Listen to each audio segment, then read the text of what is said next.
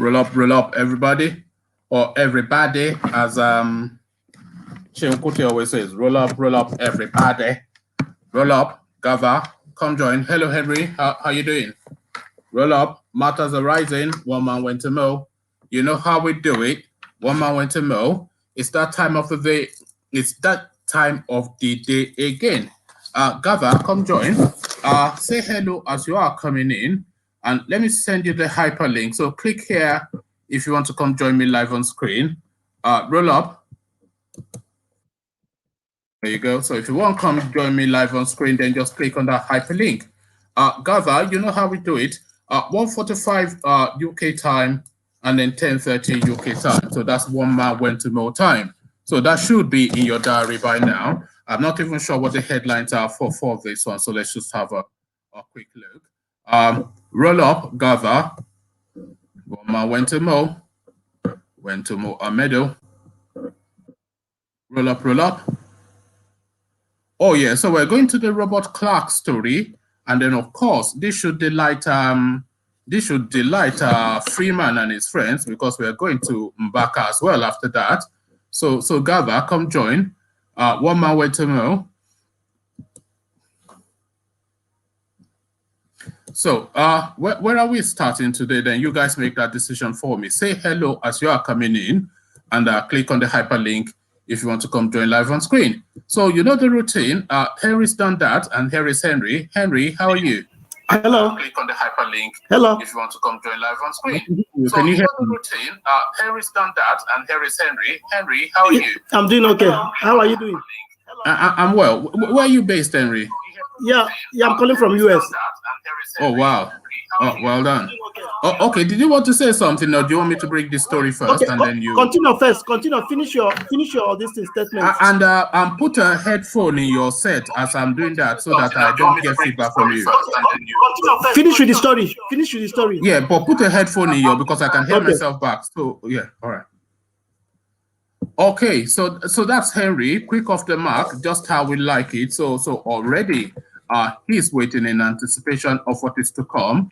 So now let's bring it straight away for Henry's consideration. So of course, the clamor now, the drum beats that we're hearing, the tonality of the Nigerian space is about breakup, and that breakup, people are willing to take it in whichever form it comes. And the latest person now that is lending his voice to that narrative is a senior person within the Nigerian space, Robert Clarke, a senior advocate of Nigeria. He has now gone on national television that is now giving the country 6 months. So that's just the short period that Robert Clarke is giving the Nigerian state for us to see the end of it. As guys, I bring you this. Nigeria on the verge of collapse, might not survive another 6 months. Headline attributed to a senior lawyer within the Nigerian space, Robert Clarke. So that is his view, which he expressed on a national platform. Again, the headline, Nigeria on the verge of collapse, might not survive another 6 months. A headline attributed to Robert Clarke. So let's see what the SAN has to say. A senior advocate of Nigeria, Robert Clarke, has said Nigeria might not survive the problem of insecurity for another 6 months. Clarke, who was speaking on Channels Television's program Sunday Politics, noted that the country was on the verge of collapse, stressing that the prevailing security situation now was worse than the situation during Shehu Shagari-led government in 1982. He said, the problem in Nigeria is that people who should know don't want to know and do not know. The security section is talking and talking and talking. What are they doing? The security situation in this country today is so bad that I, Robert Clarke, cannot guarantee Nigeria another 6 months. The problems are so overwhelming, and they have been created by these politicians since 1999 Constitution came into being. And this crop of politicians, young boys then, who were swimming in Abata's loot and trying to form as many political parties for him, got into money and came into politics. Nigeria has never been the same. Nigeria is worse than it was in 1982. 1982, when Shehu Shagari was president of the country, is better than today, 2021. What is the cause? The cause is the leadership we have. Now, I want to propose about security. I may be right, I may be wrong. Now, there is no gainsaying that Nigeria is on the brink of collapse. I had 7 years ago, 70% interest in this government. Today, I don't have 10% in this government again. Something has to be done, and these are my solution. Nigeria has to be changed from what it is today, and the only way to change it is to create a state of emergency that will make the 1999 Constitution ungovernable. We want a state of emergency to be created in Nigeria today. How do we do it? Under the Nigerian Constitution, the president, who is the commander-in-chief, has all the power to delegate all his chief powers to the chief of army staff. Let him now talk to the president of the Senate, let him talk to the Speaker of the House and all the governors that a state of emergency is now going to be declared in Nigeria, which means all governors must go, all legislators must go. The military will now set up six geopolitical zones that we believe in our hearts still exist. But let us start on that. Allow military governance over those states. I can assure you. So let me take that paragraph again. The military will now set up 6 geopolitical zones that we believe in our hearts still exist, but let's start on that. Allow military governance over those states. I can assure you the Nigeria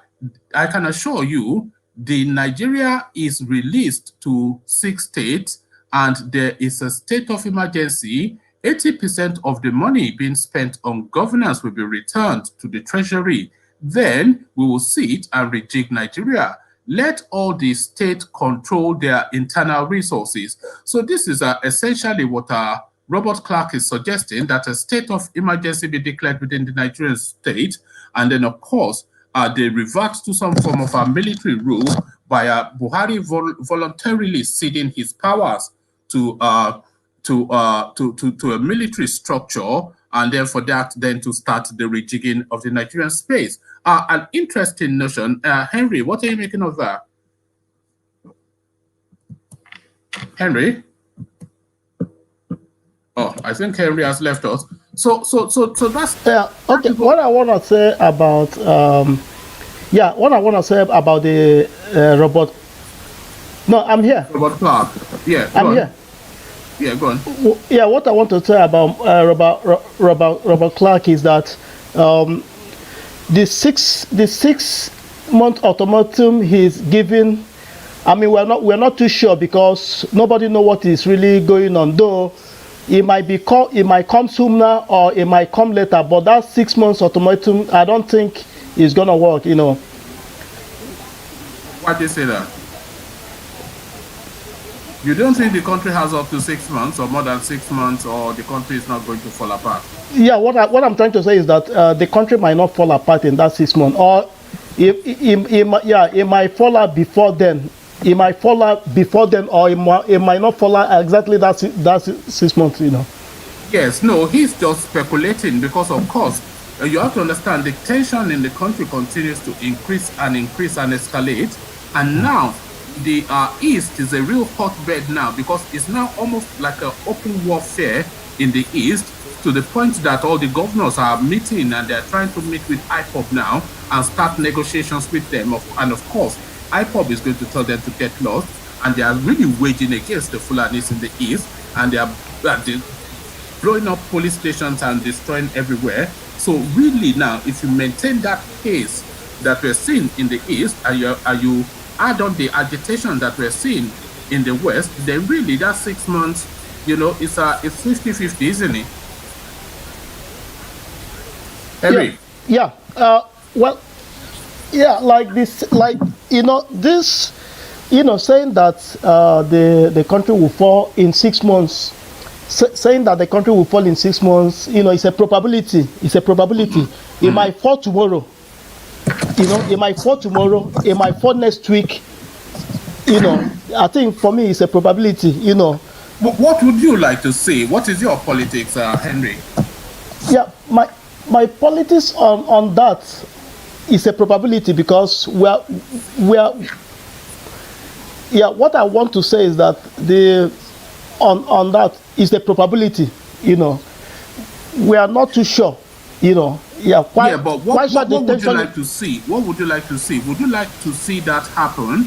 Would you like not to see that happen? Do you want to see Nigeria break up? Do you want to see restructuring? I would like. No. I would like to see that happen, because the killing is too much. The killing is getting too much. You know, based on the video I've been watching. You know, the killing is too much. You know, the killing is too much, and the people are suffering too much. The suffering is too much. You know, people are crying. You know, here and there. So if it happens today, I would like it. I mean, if it happens today, is getting to the stage that is being discussed now in all the major governments in the world, because the Americans are starting to discuss the Nigerian situation, and I'm sure the UK is already discussing it, and the European Union. So yeah, it's getting out of hand. But 6 months, as you said, 6 months is 6 months, isn't it? Yeah. So 6 months. I mean, for him now, he's not sure, because it's under probability.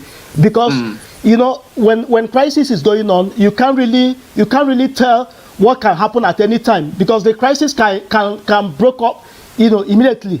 You know, so it could be below that 6 months, or it could be after that 6 months. You know, it's something that. Because he tried to cover himself by saying that I cannot guarantee, rather than I'm stating for a fact. So you just use I cannot guarantee, just to, like you said, to speak to a probability. Yes. So I mean that's what I would say, because it's something that, you know, is based on probability. You know, but humanly looking, look at how people are crying. Tension in the West. How deep do you think the tension is? Do you think it's very deep, or do you think we're just hearing isolated? The tension is very deep, because incidents. The tension is very deep, because there's the poverty is too much. You know, people are crying, no job, no work. You know. Okay. Hold on. Hold on, let me bring you the next narrative. What's the next narrative? It was our father Mbaka, isn't it? So this should get their pulses going. Okay, let me just start do the comment sections before we go into the next narrative. So Shegun Shona says, Henry, you said hello first. Then Shegun Shona, he said hello as well. Usman, he says, I fully support the motion. So the idea of Robert Clarke, he supports. And then we've got Dipo Shotire. So Dipo Shotire is actually the first person, and I think the third person, but certainly the first person to give the channel a super chat, which was like a few sessions ago. So we remember that, Dipo. And what Depo is saying is, as far as I am concerned, Nigeria is already broken down. So we got Sly B. Wagwan, Sly. Yeah, good afternoon. How are you, my brother? Yeah. What are you making of Robert Clarke's idea that we cannot guarantee Nigeria for another 6 months? You know. Yeah, I think the man was speaking from the experience. Even apart from Robert Clarke, even the black man can see the situation of Nigeria, or where Nigeria. Yeah, but 6 months. Like the other speaker said, you know, it's not guaranteed. He might see that 6 months. He might not even want to that 6 months. That just my stand. How long can you guarantee Nigeria for? How long, by your estimation, just knowing all you know, not what you want to, but just putting everything together? In Nigeria, how long would you give? When Nigeria, I know they are very endure hardship. They very endure so many things. They take a lot of they take the beating, don't they? So they take a lot of things. So it might even that 6 months, or maybe it might even extend to the next year, or maybe more years. So we can't tell. So the way it is now, we can't tell when this thing is going to last. Do you think if Nigeria doesn't break up in the next 12 months, it will never break up? Yeah, I don't. But the aspect of breaking up, I think that one is very sure, because the way the things is going right now. But which we cannot really give a specific date or specific time for that, except maybe the reverse has been the case, or maybe the things has begun to turn around. That is where we cannot even experience the breakup, because you cannot pursue someone to the limit and you don't expect the person to react. Yeah, you see, because for me, the way things are building up now, and with all the news that we're hearing, if nothing happens within the next 12 months, then that country is not breaking up ever, really. Yeah, because the build up and the build up and the build up is getting further and further and more intense. So if it doesn't then reach whichever crescendo is going to reach, and that crescendo has to be now this breakup. So if it doesn't break up in the next 12 months, I don't think it ever will. Can I say something? Can I say something? Go on. Yeah, go on. Can I say something? Yeah, go on. I don't know. Yeah. The other speaker is trying to say something. See what? What I want to say. Yeah, what I want to say is that this Nigerian breakup can happen instantaneously.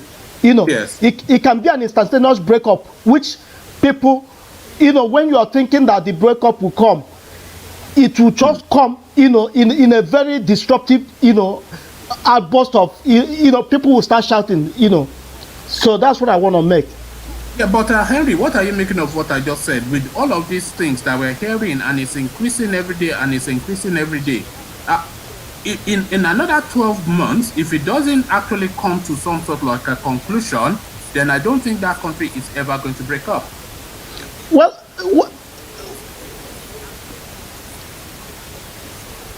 Henry. Yeah. And you Sly, whichever. Yeah. See, what I want based on what you're saying. Yeah, it is quite sure that, based on how Nigerian people minds are structured, Nigerians are the people, they always endure a lot of, they go through, they have a lot of endurance in doing things. So that is why maybe it might take time to break up, or it might not break up, So because our people are not that kind of people that goes in one accord. Because some people will be scared not to come out, whilst others will just be there, talking. You see, I agree with you, because there has to be that uniformity of purpose that you just described. And it is very rare that you see Nigerians, except in football, they don't unite behind anything else, apart from when Super Eagles are playing. So, Sly B as well, what do you make of that, what I just said, that if nothing now happens, because every day we hear boo, boo, boo, boo, ba, ba, ba, ba, ba. So if it doesn't come to a conclusion within the next 12 months, then that's the end of it. It's not happening. Yeah, like what you said, because of that disunity is also among the issue we are contending with. Although another thing which I would like Wiki to say is because of this because of this unforeseen hope which the religion they preach to the people. Are you getting it now? Yes, so, yes, you are right. When they get to the religious center, they will tell them things are going to be okay, all those stuff. See, they tell their followers like that. In other words, they tell them they are even what you are facing right now, just endure your hair, Do you think these pastors, do you think they are paid to say that? Because a lot of senior pastors always say this, like the man from Redeem, for instance, who a lot of people respect. If you are talking about Christians in Nigeria, even the people who don't belong to his church, they respect him because they find his voice a conservative voice. So when he is saying that the Lord has told me that the tomorrow will be better, and they see him as exactly a man of God who is exchanging text message with God every day, then they will believe that and say, okay, that the GO has said it, so let's wait. Yeah. So, can I say something? Yeah, let's go first, Henry, and then you come. Yeah. they are even the ones that hold the mantles, because most of them they do have a reference to Martin Luther King, all those stuff and all that. Although we know that what that man did, they are doing something opposite to what that man did. But I haven't said that in another way. It's not most of them they are not really paid to say what they are saying anyway. Most of them you don't think so? You don't think they are paid? I think not of them. Most of them, I say most of them. This all of them, because most of them they speak out of fear. Are you getting what I'm saying now? They speak out of fear. Like I know we are going to get back to Mbaka.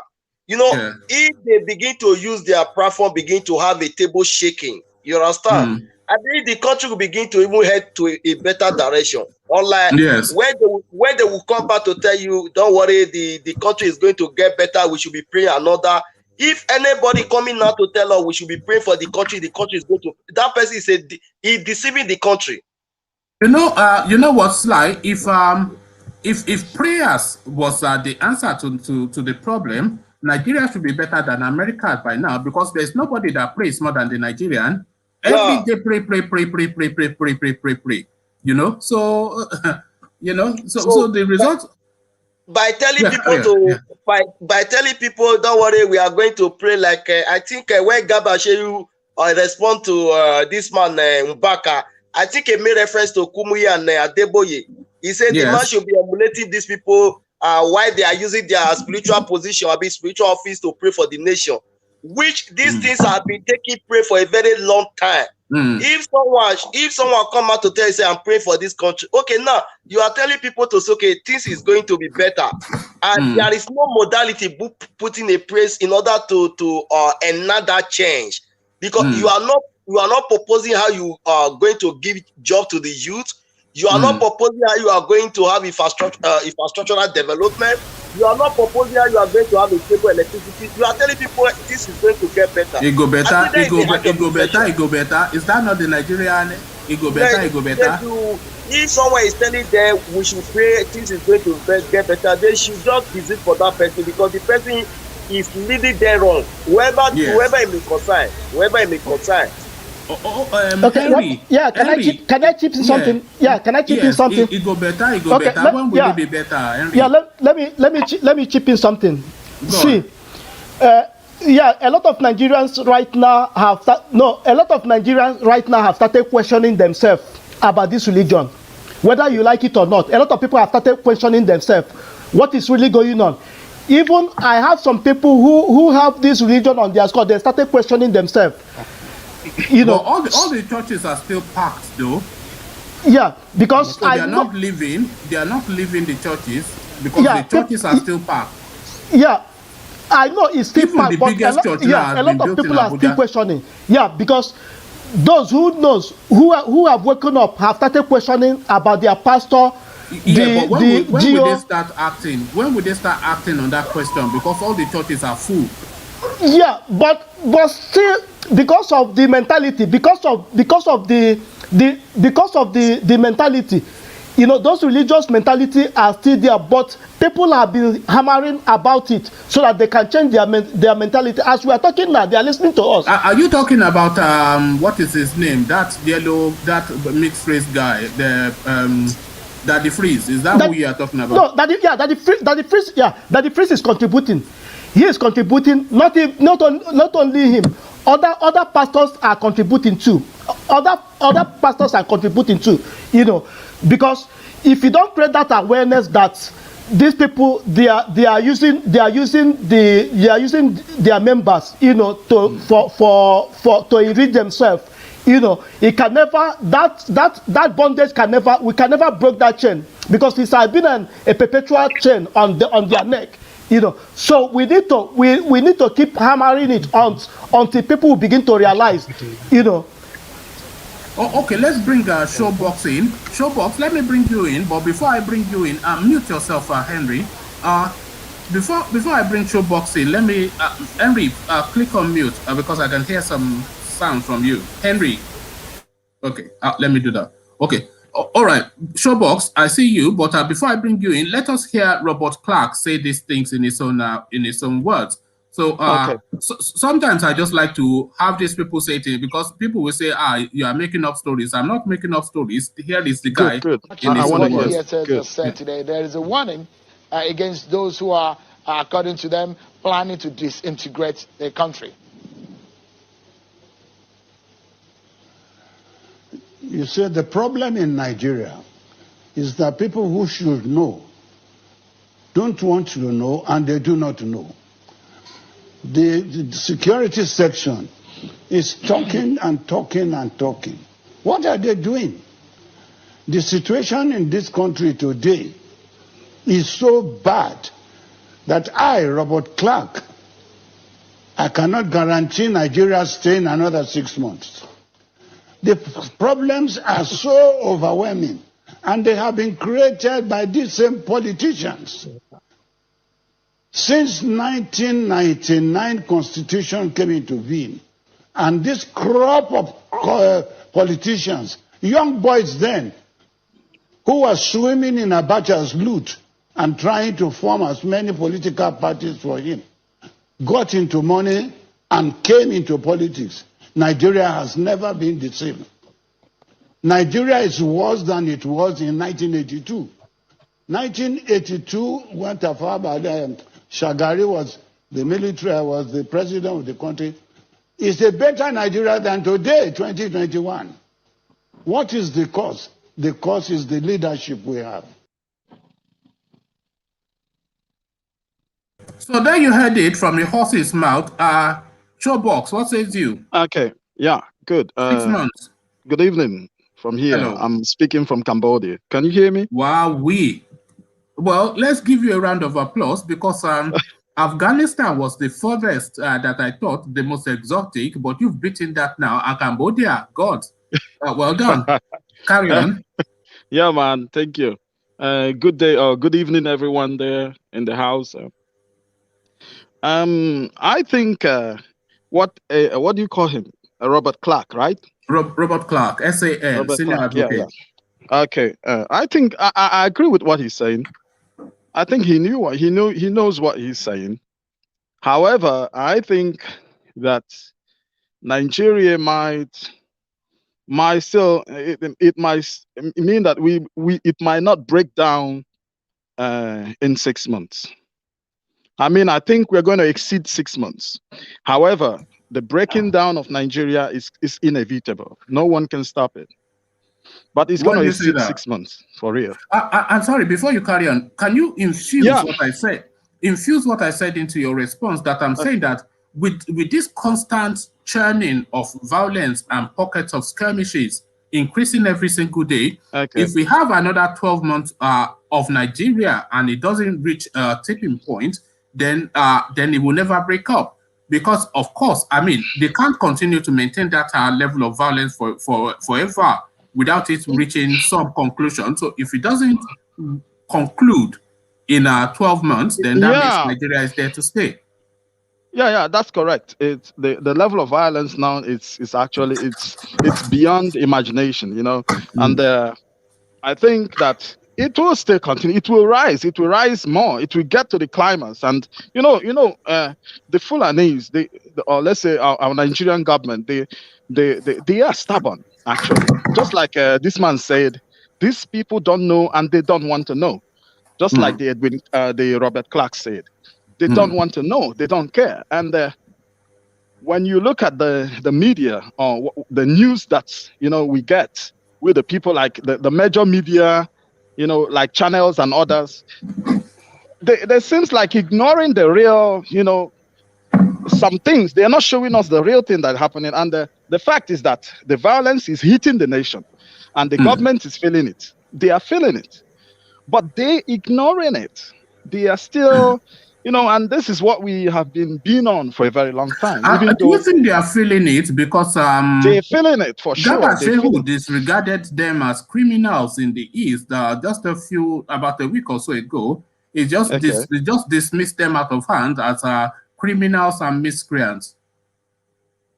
They are feeling you said who disregarded Garba Shehu.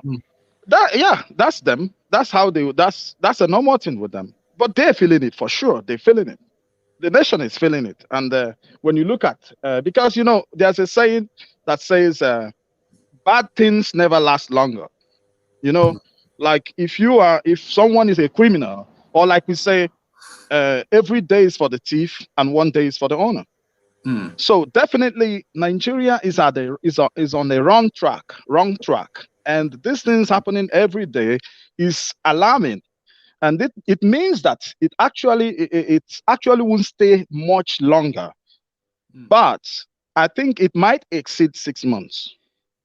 Do you think, and this is to everybody before I go on to the next story, do you think this alarmist point of view, and we have to say it's an alarmist point of view because it's my point of view too, but do you think this alarmist point of view that we come here to express every day is almost like a diasporic point of view? Because of course we live outside of the country and we're looking into the country, seeing what is going on, and a lot of the things that we hear are bad news. But your average man on the street in Ibadan, in Lagos, in Umar here, he's just living day-to-day life. He got to go and buy his supplies from Mama, Mama, whatever, down the road, you know, and then he will go and meet his girlfriend, boyfriend, go to work, come back, watching Hollywood, and they don't really hear these things because, of course, maybe they hear it occasionally, but it doesn't really impact on them rather in their day-to-day living. So they just carry on with life as normal, and they don't even have an understanding. Let's say somebody in Ibadan, for instance, your average meat seller, Baba Mutiu, in Molete market, he goes to sell his market. He doesn't know what Nande Kanu is saying. He doesn't know what that's correct. is saying. He just knows that Buhari is the president and he favors his people a little bit, but he's still getting his money and he's still getting the babes, and life is so. Do you think this pessimistic doomsday thing is more a diasporic understanding than the actual experience of the people living within on the ground, the people in situation? Henry? I understand this. Okay, I would say that yes, we in the diaspora, we let's say, okay, first of all, I would tell you that the people at home as well feeling it. They're feeling it. However, but who is feeling it? Sorry to interrupt you, Showbox. Who is feeling it? Because if it's immediate to you, you will feel it. But if let's say, for instance, all these killings that go on in southern Kaduna, you and I, we go on the internet and we check the news and we see it. But the guy in Ibadan is not really aware that something is going on in southern Kaduna. You know, he doesn't even know there's a southern Kaduna. The guy in Umar here, he doesn't know there's a southern Kaduna and doesn't know there's anything going on. So it is us that is agitated, is really what I'm saying. I got your point, Wama, because that is the first thing they did to make sure say they take these people away from the information by keep the people ignorant. How did they do that one? By not giving them light. Yes, exactly. The internet provider, they are not also helping the matter. Those ones are criminals. Yeah, and so again, there is information or maybe link you will send them here now. They don't even bother to click it because one, the kind of MB we eat them, they will all chop them. They will not consider to be used to those information. Like it's only the diaspora. They are even the crusader of this message. Yes, that's true. Diaspora. They are the crusaders of this message. But the message, like what you said, he have not got to the grassroots. And he can never even get to the grassroots. And it is the grassroots that needs to take action. That is the point. Yes, but because we can't Showbox come from Cambodia go and change government in Nigeria. Yeah, the only thing I know he was going to, if there would be a kind of maybe a free and fair election in the country, like what happened in Edo State, because the diaspora, they influenced the recent election of the Edo State by telling people back home, because whether you like it or not, the diaspora, they have the representative back at home. They have their own family back home. So they can use their position here to influence them if they allow the election to take place. So you can as well tell your mother or the people you left back or people who you are surviving, tell them what to do at that particular time. That is when the message will get to them.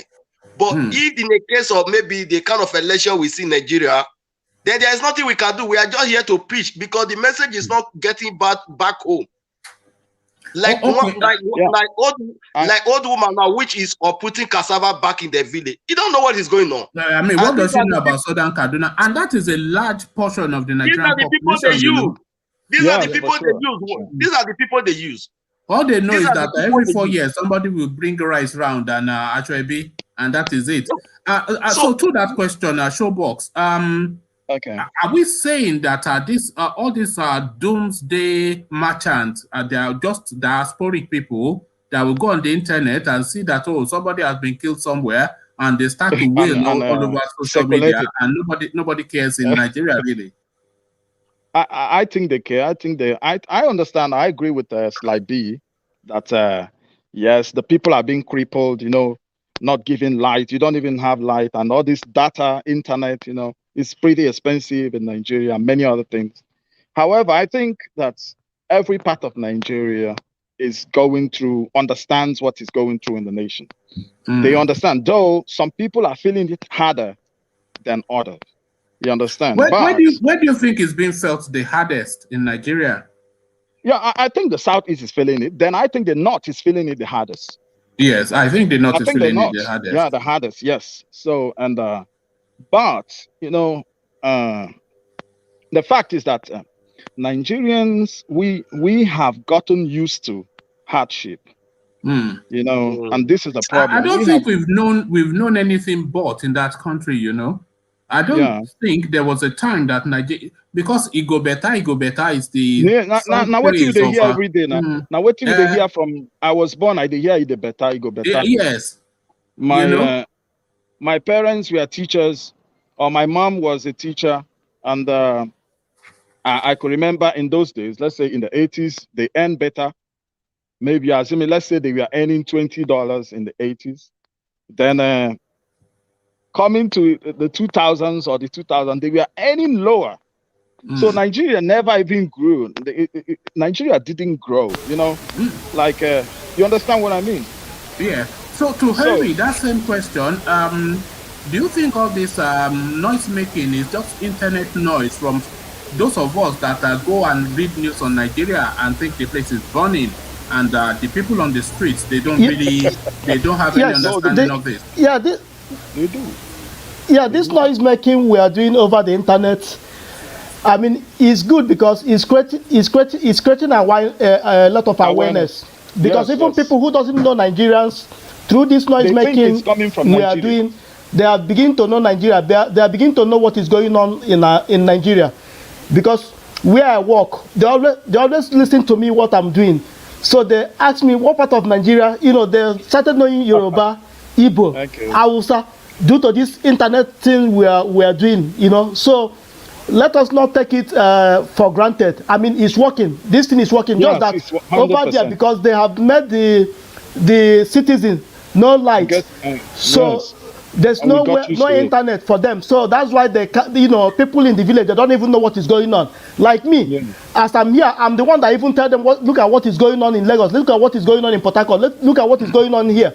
They will tell you that they are there, but that there's nothing is going on. I tell them, you better watch out. Something is going on. Make sure you are conscious of yourself. They are weaponizing ignorance and poverty, because of course that's what.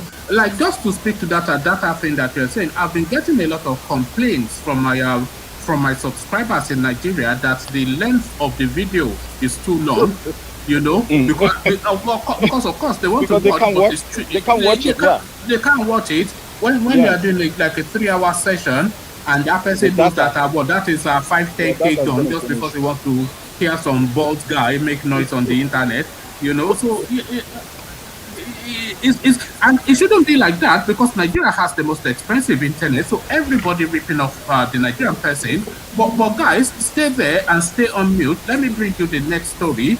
They should get their juices going, because this one caused a lot of controversy the last time. So let's cause even more controversy. So put yourself on mute, especially Henry. Yeah, go. Okay, so now This one now, we're going to the east again, and we are speaking to our father Mbaka, a story now that we have been tracking for about a week or so now. But it looks as though now the Nigerian system, the Buhari regime, is now getting enough of our father Mbaka and all these prophet of dooms. And of course, now a stern warning has been issued.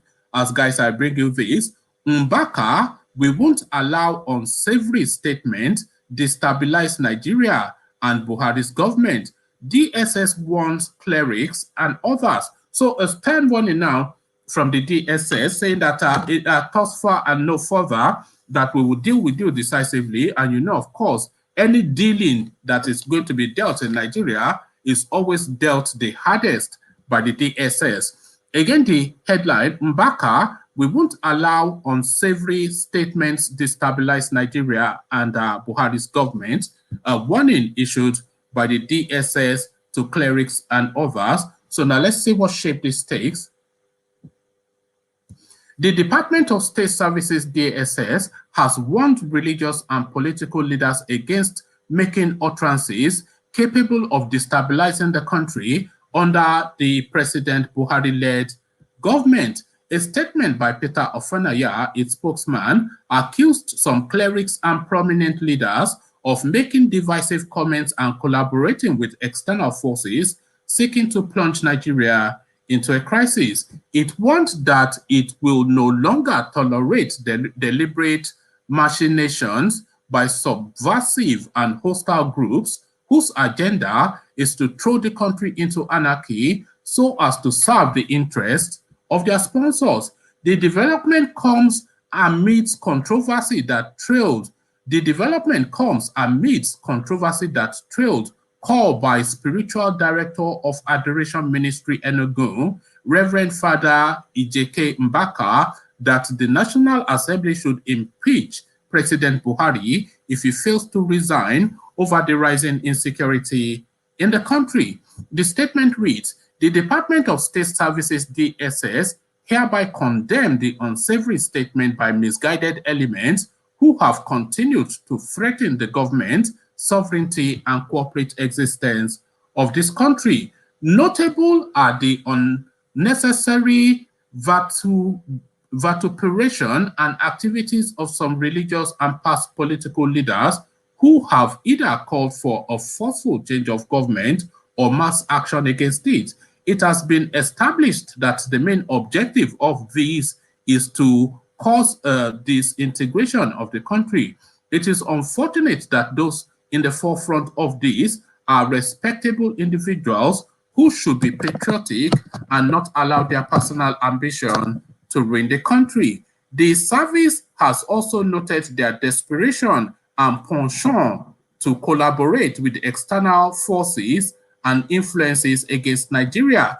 They are reminded that even though democracy offers free speech, it does not give room for reckless pronouncements capable of undermining security. It is instructive to note that the ballot box remains the vehicle of change in a democracy. In this regard, self-centered individuals and groups are warned to stop engaging in acts inimical. In this regard, self-centered individuals and groups are warned to stop engaging in acts inimical to the peace and sovereignty of this country. In the same manner, influential personalities should be sensitive to the emerging situation and guard against divisive and incitive utterances that may cause a breakdown in law and order. Recently, the service invited and cautioned some persons who deniably recount their earlier statement and said they were quoted out of context. The public should be wary of such individuals and their co-travelers who incite them in the open but turn in the secret to retrieve their words after they have caused the damage. While the service refrains its unambiguous support to an indissoluble and united Nigerian state in accordance with the provision of the Constitution, it will no longer tolerate deliberate machinations by subversive and hostile groups whose agenda is to throw the country into anarchy so as to serve the interest of their sponsors. Consequently, the service is assiduously working with other security and law enforcement agencies to ensure the maintenance of peace and internal security in the country.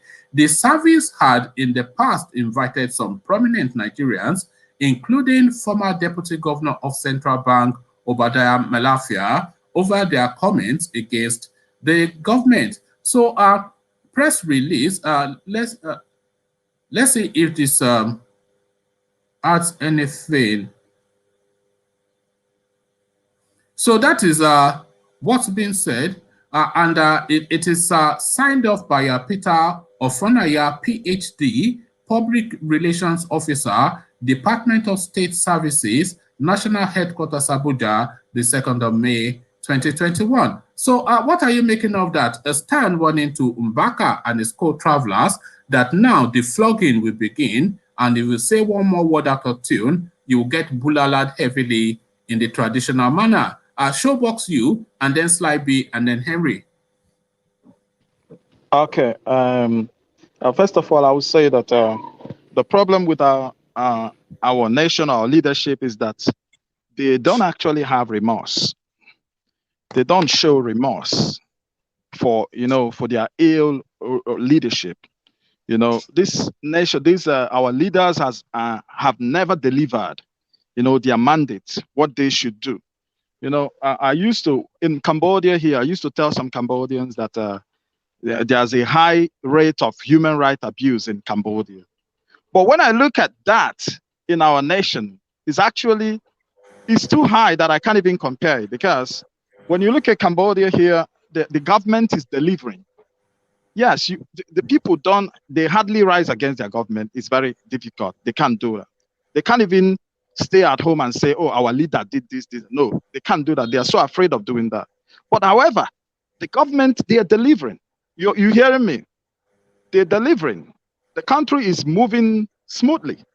But when you look at ours, it's a nation where a leader is not doing, it's obvious that they have messed the nation up. But they're still issuing warning, like you said, they issued warning to Mbaka and other clerics, and they issuing warning. This is a nation where these people should resign. You understand? So yes.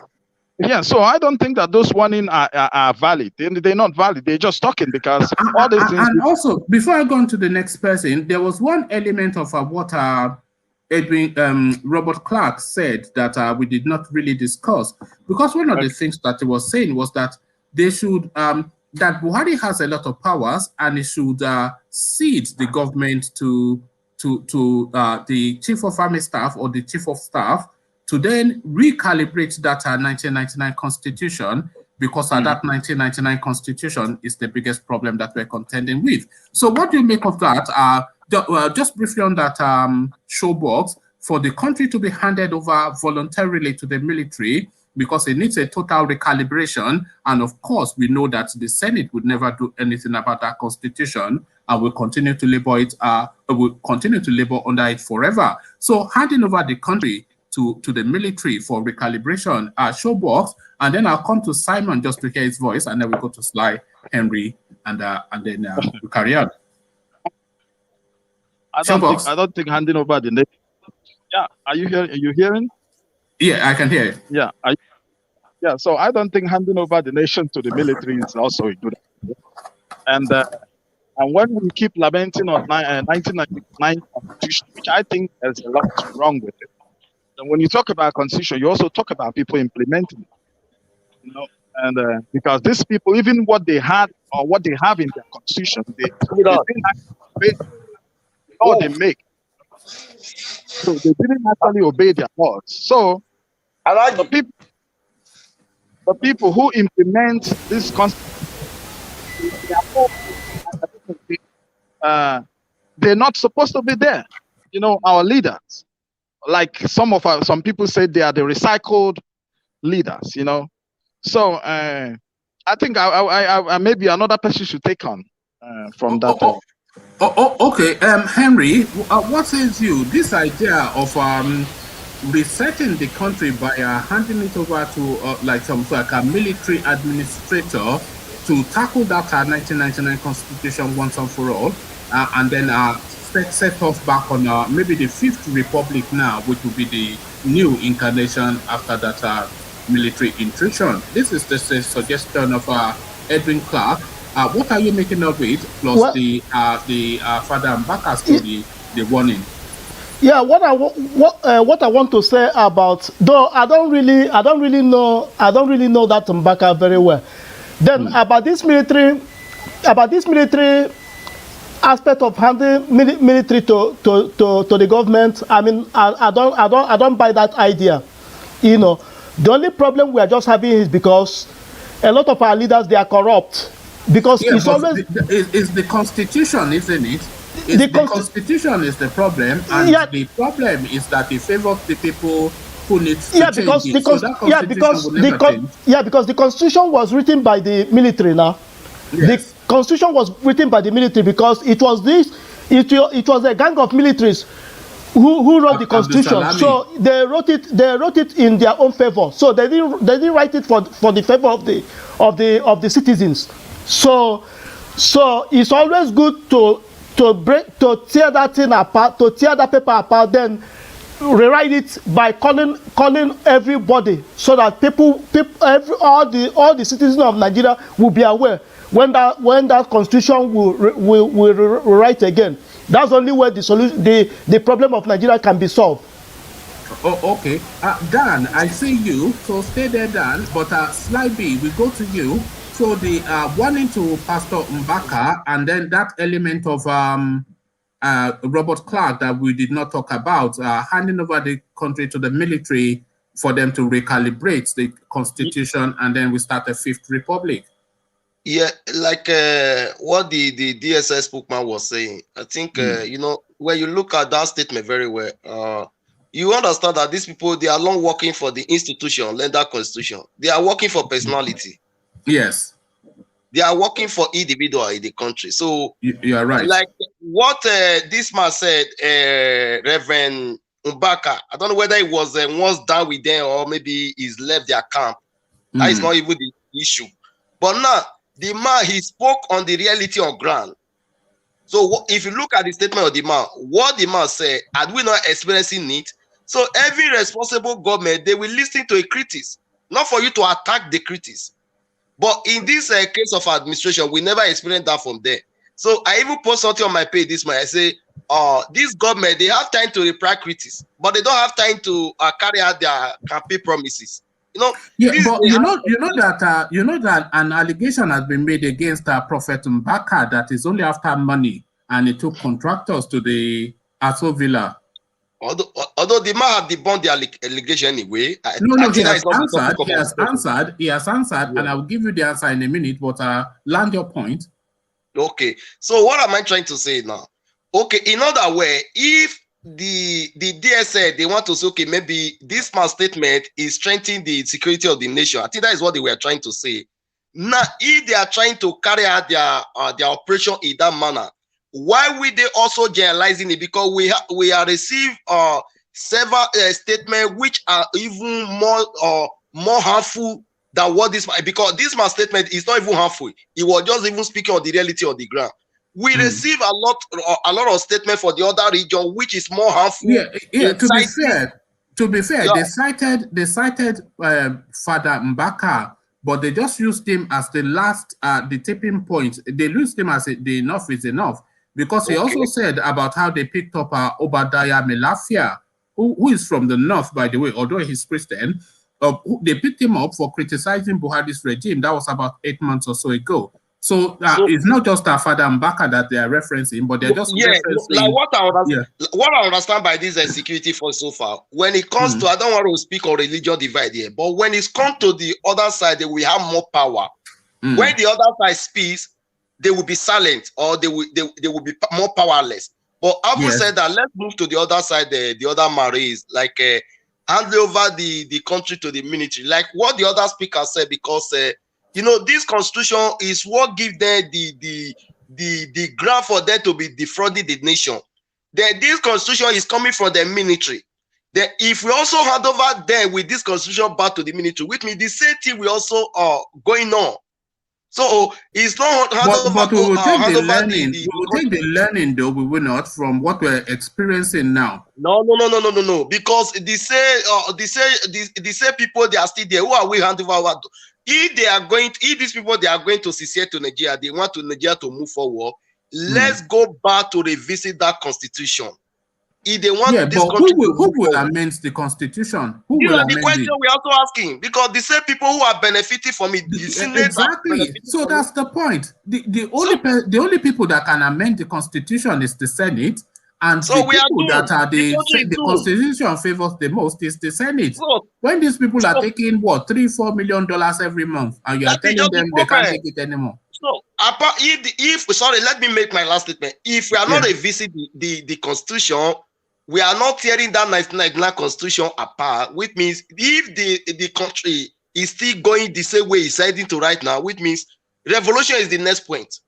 Okay, let's hear from Dan. Dan, Meg, we see you, but let's hear from Dan first. Hello, Dan. Introduce yourself and tell us where you stand in the conversation. Dan? I'm not sure Dan is quite ready for us. So, Meg, off you go. Can you hear me? Oh, we can hear you now. Can you hear me? Go on, Dan. Yeah, go on. No. I'm here. I'm here. Can you hear me? I can hear you. Introduce yourself and tell us where you stand in the conversation. Okay, my name is Dan. That's all you need to know. I'm from the South. You know, I can't hear you. Hang on a minute. We can hear you, so just speak. Phone, if I put just speak, because I'm keeping you guys can hear me, right? It looks as though you have a delay. Yeah, I can hear you. Okay. But I'm keeping silent because you have a delay. So you don't then hear me later and then just speak. Okay.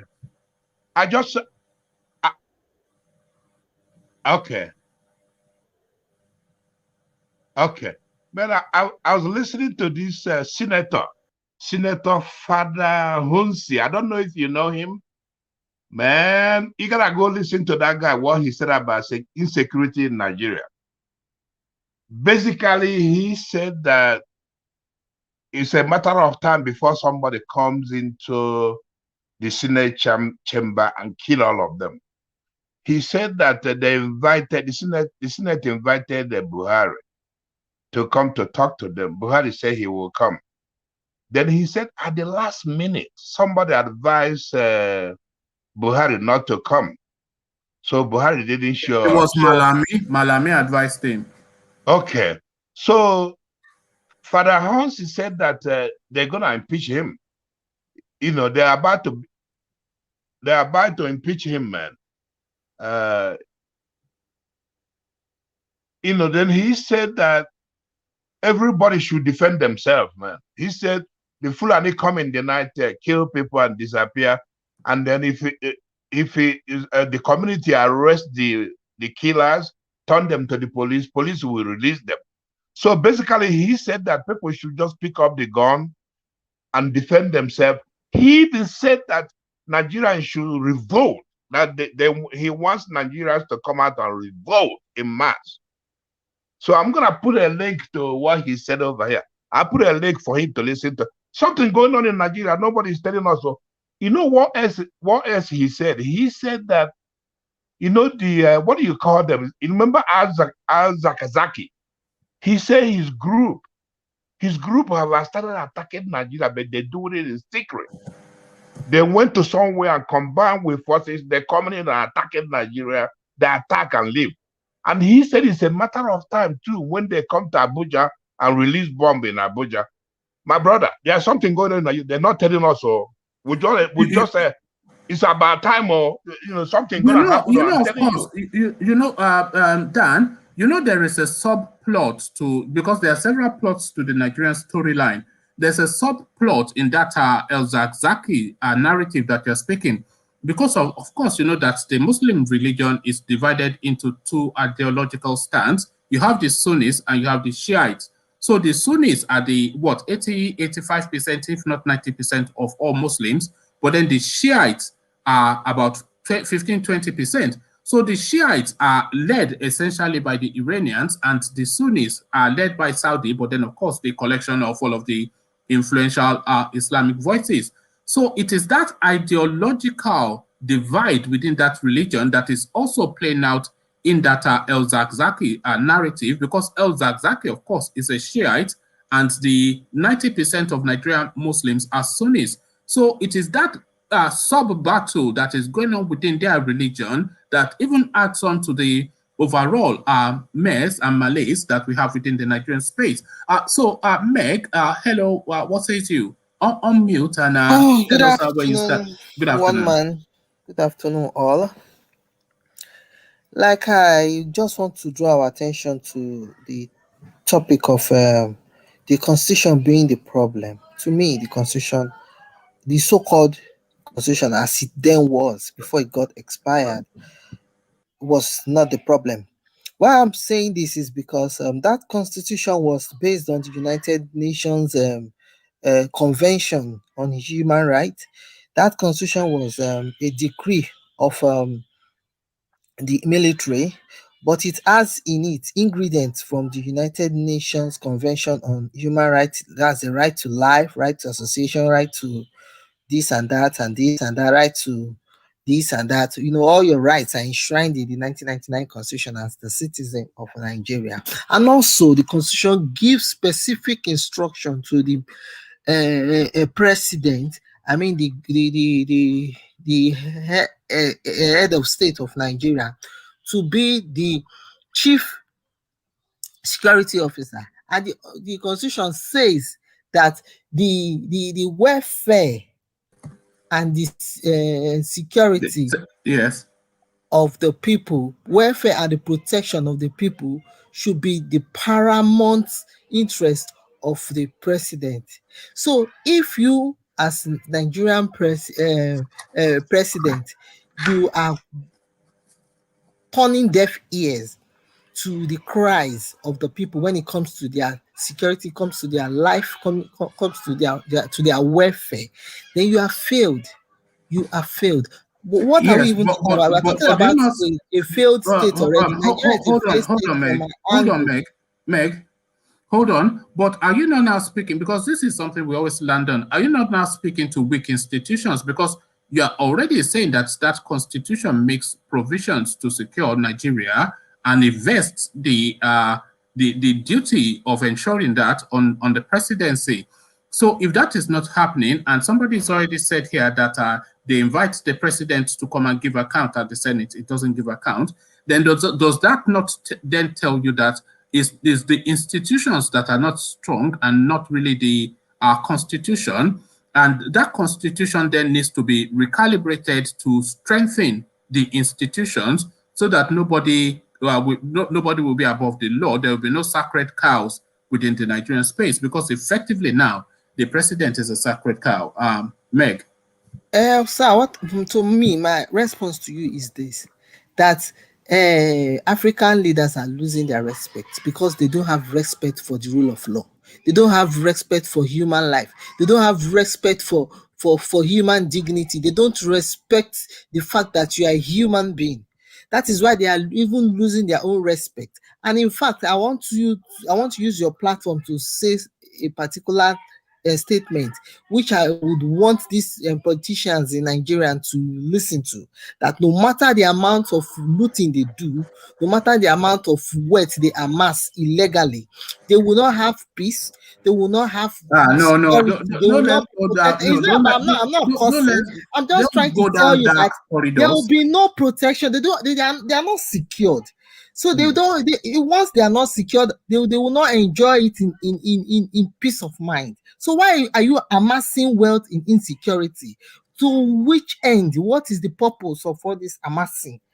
Do you understand? It is irrational thinking to me. The way they behave, they are behaving irrationally. Meg, just on what you said about amassing wealth without are having the space to enjoy the wealth. Yes. We were laughing about as the Imo State governor. Hold on. We were laughing at the Imo State governor yesterday for having even a Rolls Royce within the Nigerian space, and then we were mocking somebody like Dino Melaye, who has been buying all these supercars, Ferraris, etc., Lamborghini, who are just very low cars that are just inches from the ground, and is driving it all over Kogi State where they have no tarred road. So can you see the foolishness is utterly ridiculous. Yeah, sorry, finish off your statement and then I'll go to the comments. I just want to chip in what the Bible says. The Bible says, in all your gettings, the Bible says wisdom is the principal thing. But in all your gettings, you should get understanding. These people that are in power in Nigeria, the so-called politicians, they are not wise, and in fact, they are not men and women of understanding. If you come abroad, you live in Europe or you live in developed countries, you will find out that the politicians, I'm not saying that they are angels, but I'm telling you that they apply the wisdom of God, which is charity. That is loving their neighbor. Can you cite an example of a Western politician that is that way inclined? God bless you. For example, in the US, I would say that there is this pool of social, that is social inclusion of all, a welfare pool to benefit every human, irrespective of the fact that you are a citizen of the US, even if you are a visitor. You will still be catered for. Your normal daily existence will be met.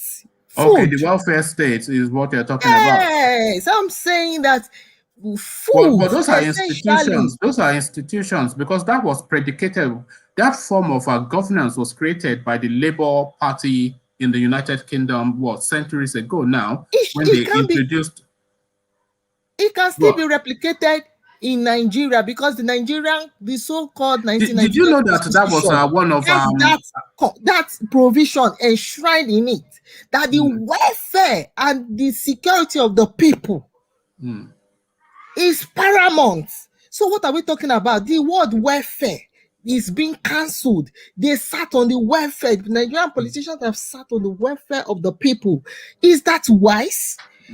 Where is the wisdom in it? Is that a nation of people of understanding? Do you know, Meg, that as far back as the 80s, this what you are describing now was one of the the marquee campaign promises of MKO Abiola in those days, where he said that he was going to collate the data of Nigerians and put in place social welfare structures along the lines of what they had in the United Kingdom. Obviously, not to that level of coverage, but to set a minimum bar that as a Nigerian, your life must never be lower than this level of being, which is at least subsistence living. So you can still subsist as you look to evolve yourself up at the higher up in the chain of the society. So that was planned at some point, but then of course they stymied that. Let me bring you this because of what Sly B was saying before he left when he was referencing Father Mbaka and the corruption. So let me just bring you this as a final roundup, and then I'll take soundings and then we'll shut it down. So Mbaka, why? So everybody, please put yourself on mute. Mbaka, why I introduced foreign contractors to Buhari's government. So this is speaking to what Sly B was saying, that is there even a question mark about Mbaka doing what is alleged that he has done, becoming a contractor, pastor?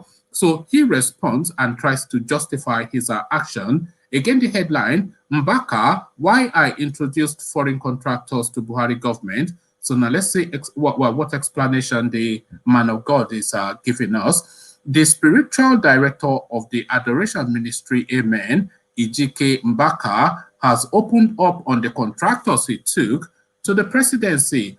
After Mbaka came down on the government of President Muhammadu Buhari last week, Garba Shehu, senior special advisor on media and publicity to the presidency, accused the priest of being angry with the president because he did not get the contracts that he asked for. In a sermon on Sunday, Mbaka admitted, so this is what you're listening to now, Sly, I know you left. So in a sermon on Sunday, Mbaka admitted taking contractors to the presidency, but said he did so as a means of seeking a lasting solution to insecurity. He said he had no relationship with the contractors whom he described as white people, adding that he learned that their request to work for the government was declined. When they talked about giving Father Mbaka contracts, I don't want to talk about that. I was laughing. It is laughable. Childish accusation. Whoever is saying that is a shame to himself and a shame to the people he's representing. Father Mbaka's voice came from the spiritual. So what I am saying is unchallengeable. Why I have been silent, I was waiting for them to change until God said speak.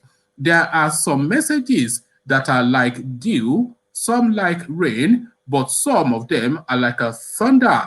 Anybody who is challenging that message is challenging the God of thunder and should be careful. The Father Mbaka, who is speaking, is not just a priest, but the special grace of God, a job provider. To the glory of God, those that are benefiting from me, direct salary earners, are not less than 23,000 people. The person challenging Father Mbaka, how many are they feeding? If I talk, you talk. If I talk, you talk because the government is paying you. Do you know how many people I am paying? Before you challenge me when I talk about unemployment, I am an employer. So somebody talking about giving Father Mbaka contracts, I started laughing. The three men he talked about, I am not here to defend anybody's stupid allegation, but God used that man to tell the world that Buhari's government is not giving me money. You see how God works. Shehu, may God bless you for telling everybody that you are not giving me contracts. And these are the three, these are the three men that we brought that will handle insecurity for the country. They had gadgets. The white people, they had facilities. That was during the first administration. And they said they will help them in conquering insecurity. They had the platform to end insecurity in this country under 1 month. Under Abakari, I just handed them over to the government people. They denied them of this. I don't even know these people. They just came to Enugu and said, can I help them reach the government? That the level of insecurity in the country and how Nigeria has been shipping out their oil out, refining and bringing them back, that we were losing, that they have all it takes to revive the oil apparatus in the country and get the whole youth employed, and the issue of insecurity will die. These are the three people that they rejected their offer. And even the people they are talking about that went there, I didn't even discuss 1 cent. I didn't even discuss 1% of if you get this contract of securing the country. What am I going to gain from it? As if to say when he pushes that, Father Mbaka is no longer a Nigerian. And all the people they have been given contracts, are they better than me? So this is the Reverend Father now admitting now that it took 3 Uyibo people to Aso Rock to go and talk about contracts. So now this now takes us.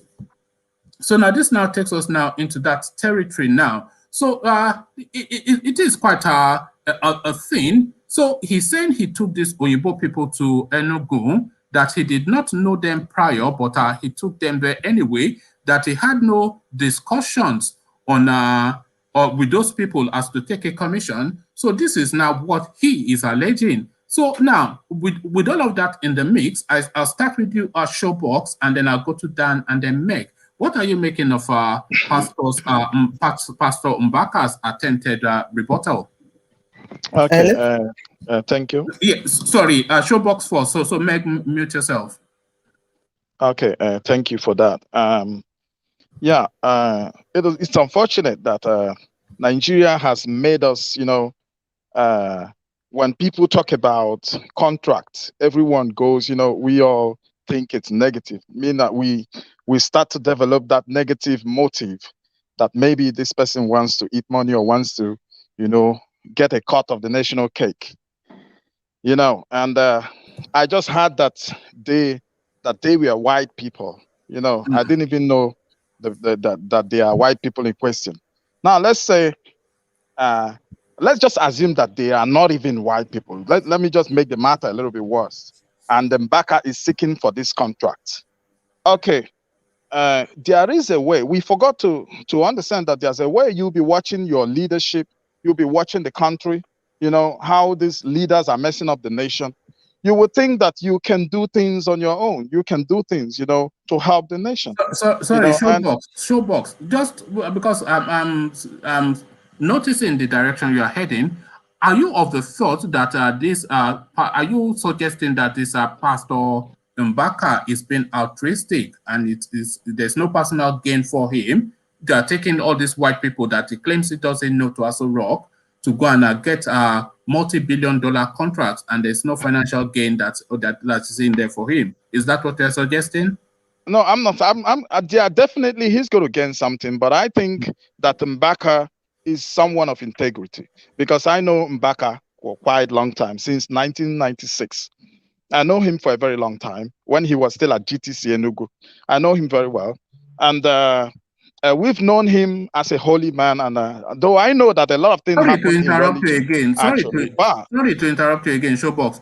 Do you know him personally, or do you know of him? Do you know of him by reputation? Yeah, okay. I know we know of him, and okay. Let's say I know of him. Let me just say like that. But I know So, and definitely, even if DR is again, but I think he is someone that wouldn't like to destroy or tarnish his reputation, because he had a pretty good reputation. So, and when he started messing a little up was when the people said, or when he said that Buhari was a blessing to Nigeria. Buhari winning the election was a blessing to Nigeria. But when you look at that, you will also see that he was a blessing to Nigeria, because he helped us the coming of Buhari exposed Nigeria.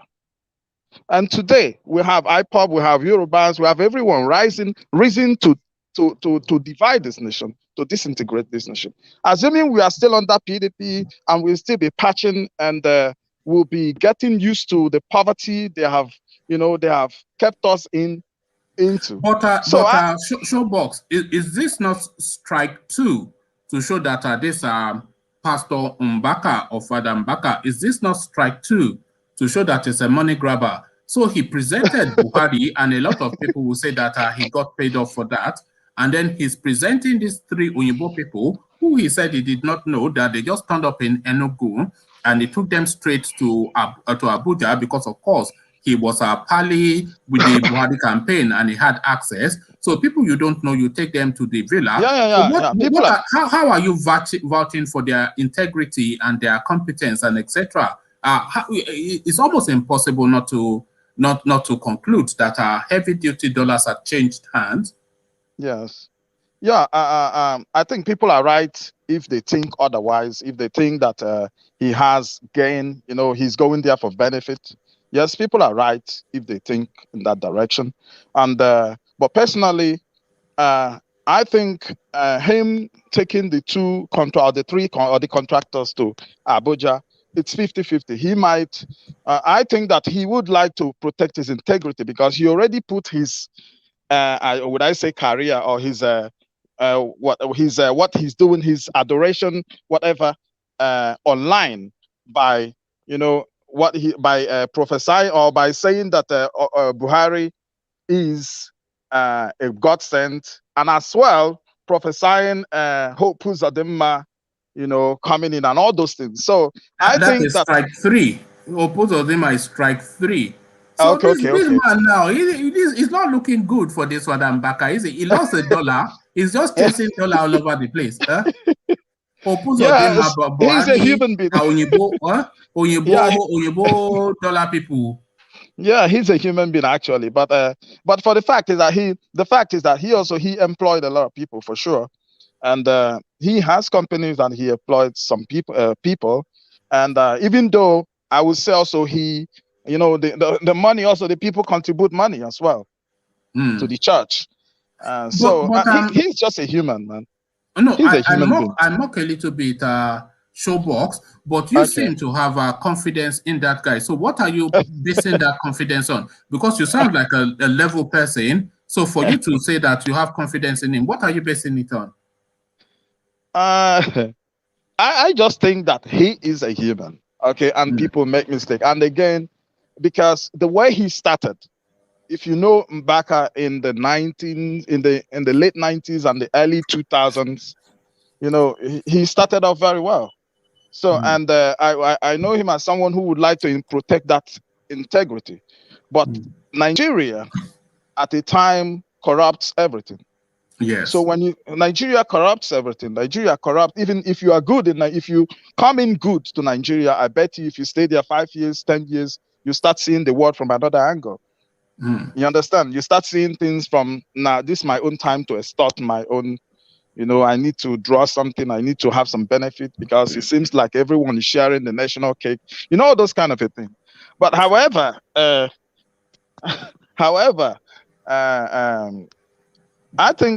just think that he's a human, man. He's a human. Okay. Stay there, Showbox, because I'm going to start taking closing remarks in a moment. So if you're able to stay. So I'll go to Dan.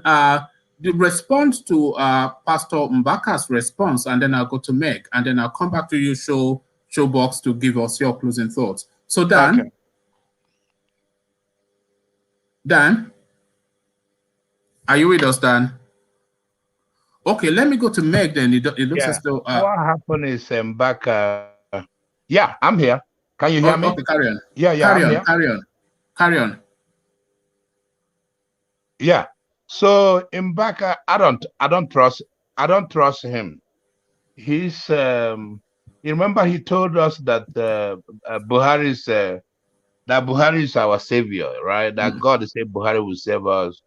All that stuff. Even the same thing with the guy in Imo State, the governor of Imo State. So he's just there to make money. The stuff makes him look bad. Do you know that this kind of stuff happens in America too? Do you know that when Trump was running, a lot of American pastors wanted him to win. They were speaking for him, and then when he got into office, he gave them a lot of money, about 10 billion US dollars. They shared it. There's one particular guy, John Osteen. I don't know if you guys know him. The guy received about $5 million. So you see the same thing going all over the place. The Christianity, I don't know. Sometimes maybe it happens in Muslim religion. It's Jesus Christ PLC, isn't it? In the name of the Lord Limited. Man, I don't know what is going on, man. You stand back and look at this stuff, man. It looks bad. I don't care how you think about it. It just looks bad. Anyway, that's all. Okay, let's go to Meg, and then we'll go to Showbox, and then you, and then Meg again to get your closing remarks. So, Meg, just speak to this Father Mbaka now, because now he's not bothered to deny it, because I think he knows that there's categorical proof. But he's saying that he took Oyibo people that he did not know to Abuja to go and meet Buhari because he wanted to rescue Nigeria, and is claiming to be vouching for people that he's just meeting for the first time and claiming that they did not give him dollars. So do you believe that, and what are you making of it, Meg? His last statement was, well, what if he took contractors to Aso Rock, to Buhari? That was his last statement. So that last statement shows that he actually did. Well, I don't have any empathy. I don't have sympathy for him. No. I don't have any sympathy for him because he created this particular monster called Buhari. He is part of the people that imposed him on us. So the same fabricated monster is is starting to consume him, starting to tarnish his image and whatever image he think he has built for himself. So that's just it. Okay, and then just can I take your closing remarks then as I seek to round off the session, Meg? My closing remark. Yeah, what would you like us to take away from? No, just from the general discussion. What would you like us to take away? You know my stand, Mr. One Man. I will always use your platform. One Man. I don't stand on one man. Yeah. One Man. My stand always is, please let us do away with this thing called Nigeria. I'll use a platform to canvas for my Yoruba nation. I want my Yoruba nation, and also use this opportunity to canvas for my Biafran brothers. They also want their Biafran territory. So let these Fulanis go before they So what about all the Yoruba guys? You know, Yoruba men, they love Igbo women. So what about all the Yoruba men that are married to Igbo wives? Will they have to send their wives back to Biafra? We are learned people. We understand what we are doing. Nigerians, like we speak now, some are married to Americans. So it's not as if I'm only joking. Anyway, I know. Yeah. All right.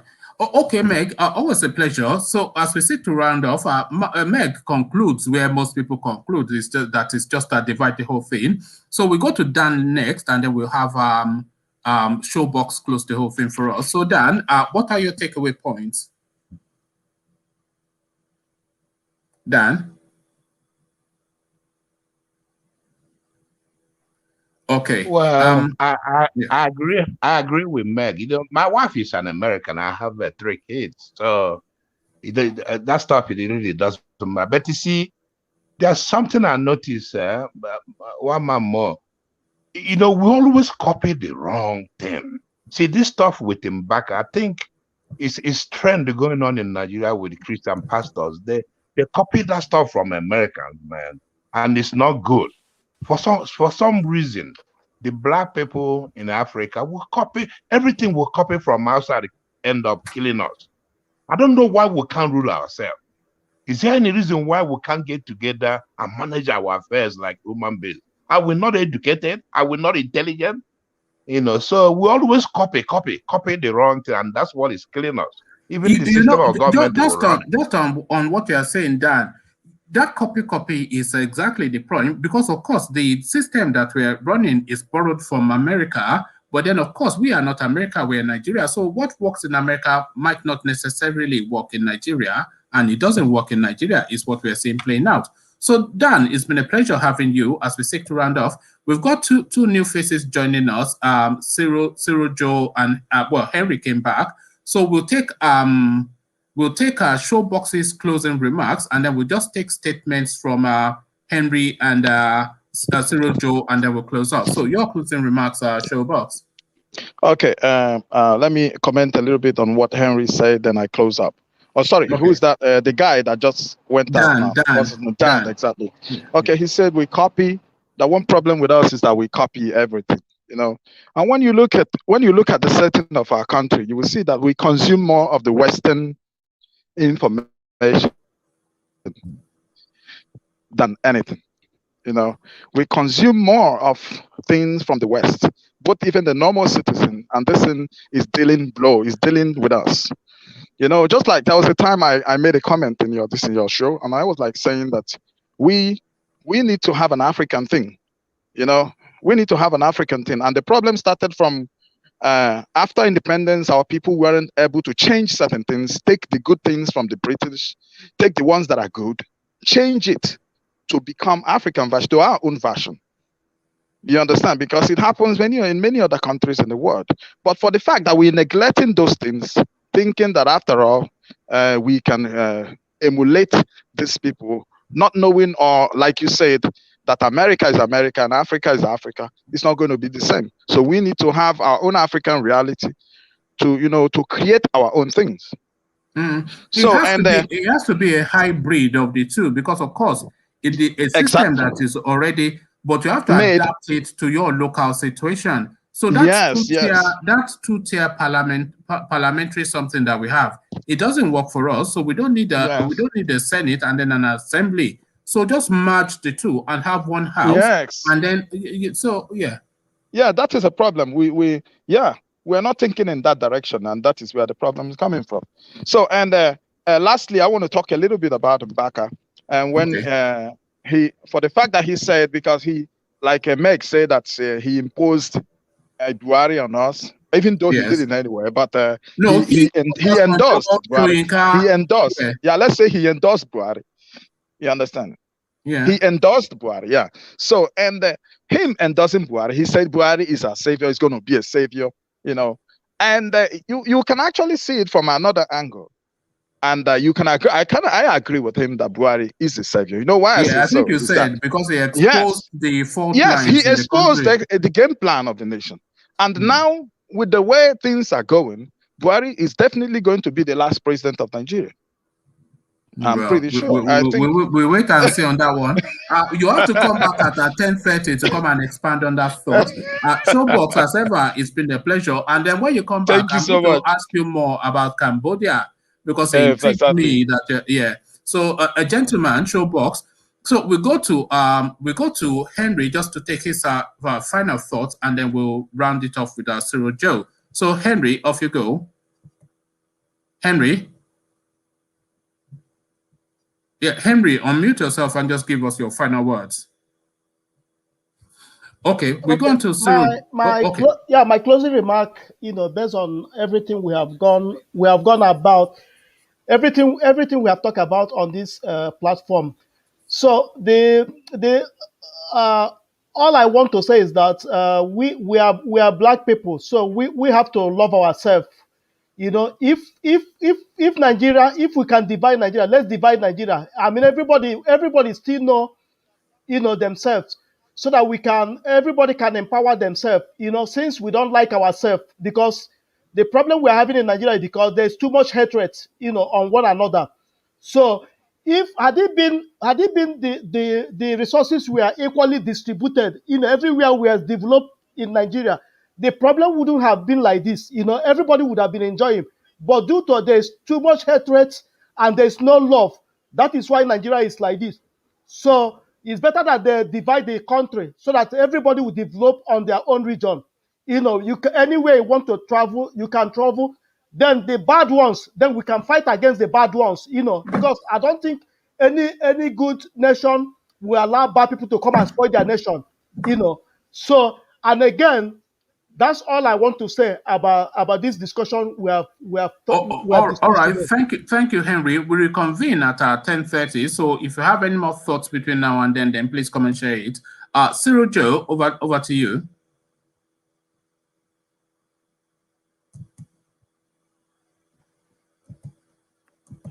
Sorry, Cyril. Yeah, hi. How are you, my friend? You are late. I believe you can hear me now. I can. I'm fine. I've joined. We can't hear you now. I'm not sure if you can hear me. Yeah, I can hear you. Can you hear me? Yeah, you are dipping in and out, but you are dipping in and out, but just soldier on. Okay. Let me get the phone very good so that you can hear me now, right? Yeah. Yes, I can hear you now. Okay. Like I was saying, I said a lot of things are happening so fast in Nigeria. A lot of things are happening. It's just the people who are not interested in paying attention that will think everything is normal. A lot of things are happening, and gradually the country is moving towards the rock. In the case of the Father Mbaka, and the statements he made and the accusations and counter accusations. To me, I've always seen these people as business people. Of course, that I don't see why. The church is an industry to them. It's just the money making. I don't see anything too special. They just gathered people and under the auspices of and religion, exploit them. and they start churning out rubbish to these gullible minds. Because when a man tells you something first time and it doesn't come to pass, he says it the second time and there's problem. He says it another thing the third time there's problem. You should use your sense to see, know that this person is not God. You understand what I'm saying? You should use your mind and think that, okay, this person can be also fallible. He's a fallible person, human. And so you don't take everything he tells you hook, line, and sinker. But the other area that I want to look at the issue from, as regards to this contract accusation and the likes, if he was not against them, would they have told us about the contracts that he came for? You know, I was listening to an exposed audio of Shetima and I think a governor in the Southwest. Yes, Abiodun. Drawing their Abiodun. Yeah. A lot of us heard that thing. Yeah. Go on. So now, when you see if you see their what they intend for the other part of the region, what they intend for the people of the East, the people of the South, you begin to know that sometimes when our people become, when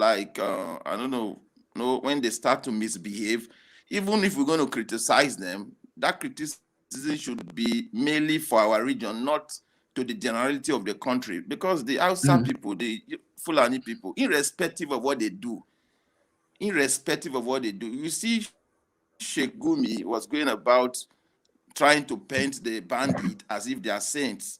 And no northerner came up to criticize. He's even claiming that claiming that the bandits are the victims. This is what Sheikh Gumi is telling us, that it is the bandits that are the victim. The Sultan of Sokoto came out to categorically, openly support Pantami. After all Pantami said, he came out to say he endorsed him, supported him, that any bid to remove him is chaos. They've just been making this statement. That's the reason why I didn't really take Mbaka's issue that seriously. I said, look, these people are business people. It's the game of the elites. But when they are fighting against themselves, we should very well know in the South to know where to pitch our tents. That's all I have to say about that. One man. Just on what you said about that pastor.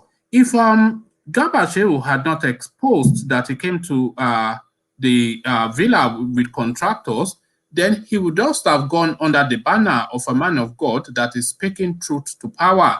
So, of course, but if people know that he took contractors to the villa and they rebuffed them, then that adds a new dimension to things that he says.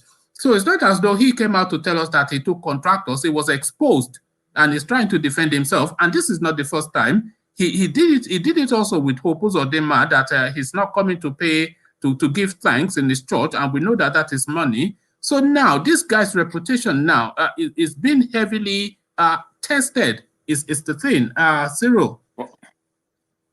One man, Father Mbaka doesn't do his things hidden.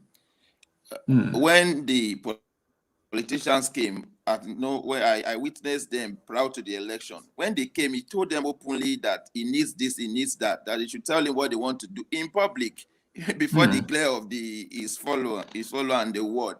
So I don't see I don't know if he really cares about the reputation thing. We are the one looking at it. And we're talking about Father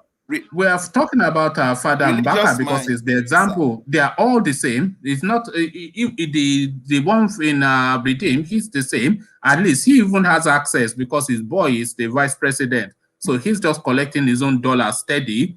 But they are all on the take. So Cyril, thank you. We'll reconvene again for 10:30 tonight. You know the schedule by now. So if you are chanced, then of course please come join us. Everybody knows Cyril. A voice of reason. So that has been the session. We've spoken about Pastor, is it Reverend Father or whatever it is that he calls himself, Mbaka. We spoke about him at length, and then we also spoke about the country possibly collapsing, according to Robert Clarke, who has given the country no more than 6 months. which I suspect might well be spoken more out of frustration than anything else. So that has been the narrative. But of course, as I always say, the conversation does not end with the session. It carries on in the comment section. Let me just take this one comment from one person that I've not seen their name before. It's Ifoko for sure. Ifoko for sure. You people should leave Father Mbaka alone. We are okay. Let him collect more contracts. So yes, of course, I mean, Father Mbaka, collect as many contracts as you like. If I too get the chance, I will collect contracts. Who doesn't like free money? If we are looting the whole place, then let's loot the whole place. But then, of course, it is the people that paid the price, because all this money that is being looted is not printed money. It's money coming out of the federal coffers. And of course, the value cost of that money is the infrastructure that is not in place. We always land on that, and we continue the conversation in the comment section, as I said. But here I say, peace.